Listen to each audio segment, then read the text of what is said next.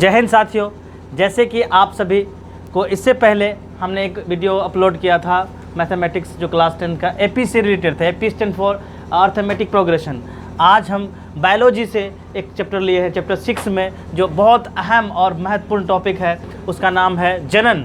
जनन चैप्टर 6 में है, जिसको इंग्लिश में बोलते हैं रिप्रोडक्शन। तो ये रिप्रोडक्शन क्या है, कैसे होता है, इसके बारे में आज हम बात करेंगे। ये बहुत ही अहम टॉपिक है, दुनिया पूरी इसी पे कायम है। इसलिए आज हम जो जनन दो तरह से होता है, पहले जनन क्या होता है वो हम लोग समझे। सबसे पहले जनन, जीव जिस परिक्रम द्वारा अपनी संख्या में वृद्धि करते हैं उसे हम क्या कहते हैं, जनन कहते हैं। यानी अपनी संख्या में जो वृद्धि करते हैं उसको हम कहते हैं, उसको हम जनन कहते हैं। तो जनन को इंग्लिश में बोलते हैं रिप्रोडक्शन। ये इतनी अहम टॉपिक है। जनन दो प्रकार के होते हैं, एक होता है लैंगिक, एक होता है लैंगिक जनन, एक होता है लैंगिक, एक होता है लैंगिक जनन, दूसरा होता है अलैंगिक जनन।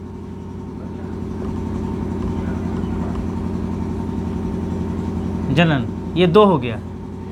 तो लैंगिक जनन में क्या होगा, ये पहला हो गया लैंगिक जनन, दूसरा हो गया अलैंगिक जनन।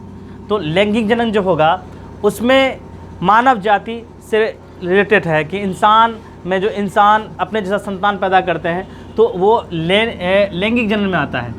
तो इसमें क्या है कि इंसान जो अपने जैसा संतान पैदा करता है ये लैंगिक जनन के थ्रू होता है। उसमें दो क्रोमोसोम होता है, एक्स ये मेल में होता है, ये फीमेल में होता है। ये फीमेल यानी महिला, जिसको बोलते हैं महिला, ठीक है। दूसरा होता है XY क्रोमोसोम है, ये इसको बोलते हैं हम लोग मेल,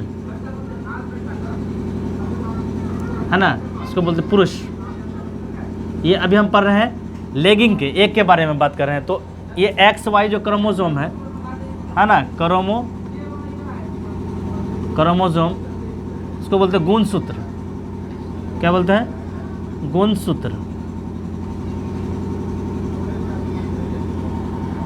तो गुणसूत्र जो है, इसको जो गुणसूत्र बोलते हैं, तो इसमें महिला और पुरुष यानी इंसान में जो जनन की प्रक्रिया होती है, तो ये जो प्रक्रिया है इतनी अहम प्रक्रिया है, इतनी अहम प्रक्रिया है जिसके बारे में जानना बहुत ही ज़रूरी होता है। तो ये होता है जो इसकी संख्या होता है, फीमेल में जो क्रोमोसोम की संख्या होती है, कुल संख्या की संख्या 23 होता है, और इसमें भी की कुल संख्या भी 23 होता है। तो 23 दोनों मिलाएंगे 46 क्रोमोसोम होगा। तो अब ये दोनों इतनी अहम चीज़ है, जब तक इसमें फ्यूज़न नहीं होगा तो संतान पैदा नहीं हो सकता। तो इसलिए एक क्रोमोसोम अगर यहाँ से इस क्रोमोसोम के ज़रिए XX अगर आ गया तो इससे जो है उसका जेंडर डिटर्मिनेंट हो जाएगा। जेंडर डिटर्मिनेंट मतलब बोलेंगे कि जेंडर निर्धारित होगा कि XX होगा तो ये क्या होगी, लड़की होगी। क्या होगी, लड़की होगी। अगर इसका X इसका Y आया तो XY हो गया, क्या हो गया, लड़का होगा। ठीक है। तो इसी में क्वेश्चन रहता है हमेशा एग्ज़ाम में, मेडिकल सब में पूछा जाता है कि लड़का या लड़की होने का जो प्रोबेबिलिटी है, संभावना है, वो किस पर निर्धारित होता है, माता या पिता पर।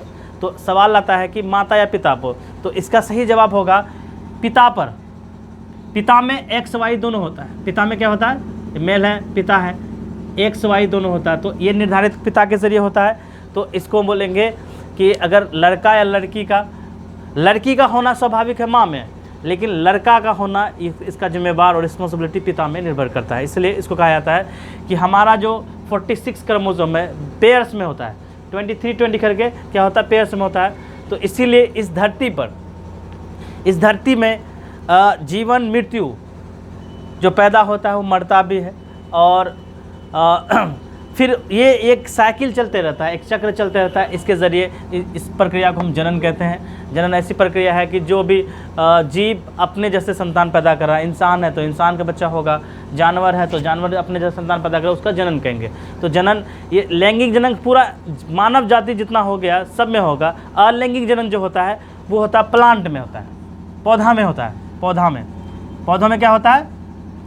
अलैंगिक जनन होता है। पौधों में होता है अलैंगिक जनन।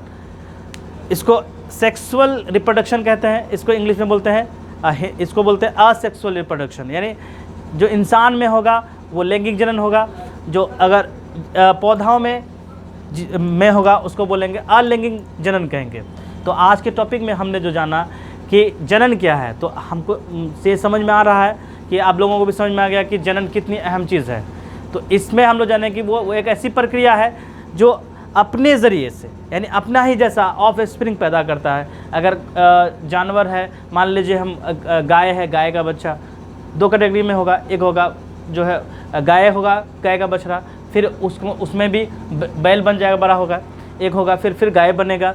तो उसी तरह इंसान में भी क्या है कि 2 कैटेगरी में होगा, पहले लड़की होगा या फिर लड़का होगा। लड़की होने का जो उसका XX क्रोमोसोम होगा तो वो हो जाएगा लड़की निर्धारित हो जाता है। और दूसरा होता है XY, जिसको बोलते हैं इससे लड़का निर्धारित होता है, तो इसका मेन जिम्मेदार होता है उसका पिता होता है।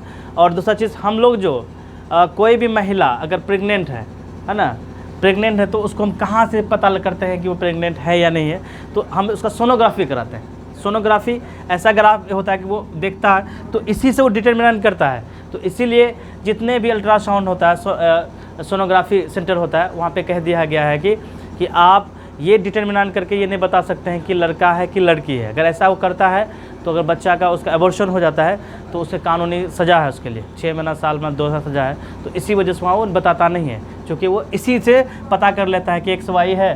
तो सोनोग्राफी में साहब उसका जो एक्सरा होता है उस सोनोग्राफी के जरिए पता कर लेते हैं लड़का होने वाला पैदा है कि लड़की होने वाला है। तो इसलिए आज के टॉपिक हमने जो समझा वो जनन के बारे में समझा। तो अब ये आशा करता हूँ कि आपको भी समझ में आ गया। नेक्स्ट वीडियो के लिए आप हमारे चैनल शाहिद सर LLB पे सर्च करेंगे तो बहुत सारे वीडियो में। Thank you very much.